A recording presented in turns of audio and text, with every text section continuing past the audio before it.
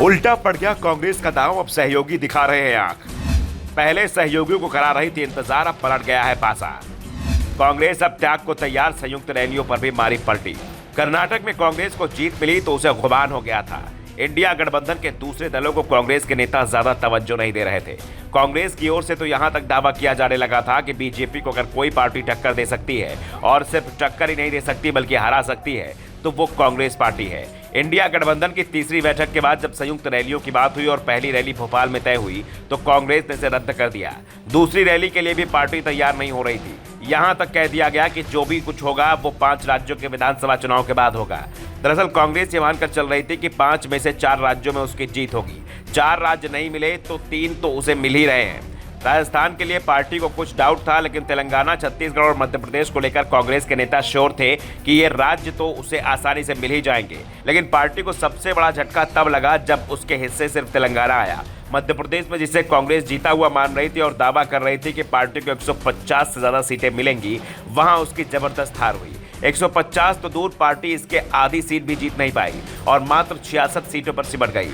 दूसरी ओर बीजेपी ने 2003 के बाद सबसे बड़ी जीत हासिल की। पार्टी को 163 सीटें मिली। तेलंगाना में भी कांग्रेस को अलग राज्य के गठबंधन के बाद की सबसे करारी हार का सामना करना पड़ा। तो राजस्थान में भी पार्टी 70 से कम पर सिमट गई। हिंदी बेल्ट में कांग्रेस को जबरदस्त झटके लगे तो पार्टी बैकफुट पर आ गई।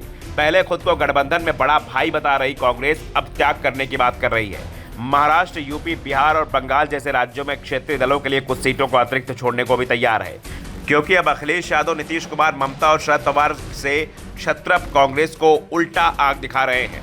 इन सभी राज्यों में कांग्रेस यदि गठबंधन में आती है तो वो जूनियर पार्टनर में ही रोल में रहेगी। ऐसे में वो इन राज्यों में त्याग के लिए तैयार है। इस बीच कांग्रेस ने डीएमके से भी संपर्क साधा और लीडरशिप के लिए कहा कि वो अपने नेताओं को संभल कर बोलने की नसीहत दे। हिंदी भाषी राज्यों को गोमूत्र स्टेट कहने और सनातन पर विवाद करके चलते कांग्रेस को ही घिरना पड़ता है। भले ही तमिलनाडु में ही अपना जनाधार रखने वाली डीएमके को इस विवाद में ज्यादा नुकसान ना हो, लेकिन कांग्रेस अपने खिलाफ नैरेटिव बनने की चिंता से परेशान है।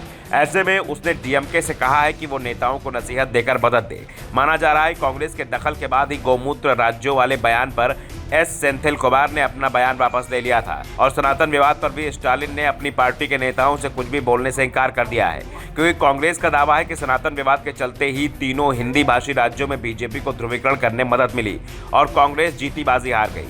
फिलहाल जो स्थिति बनती दिखाई दे रही है उसमें साफ है कि कांग्रेस के लिए अब सहयोगी दलों का दबाव सहना आसान नहीं है।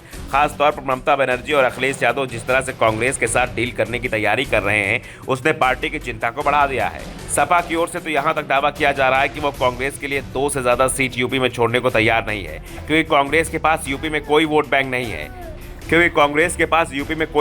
नहीं है। जो 2% वोट उसे विधानसभा चुनाव मिला है वो वोट भी ट्रांसफर कराने की ताकत कांग्रेस के पास नहीं है। Bureau report, the Dhakad news.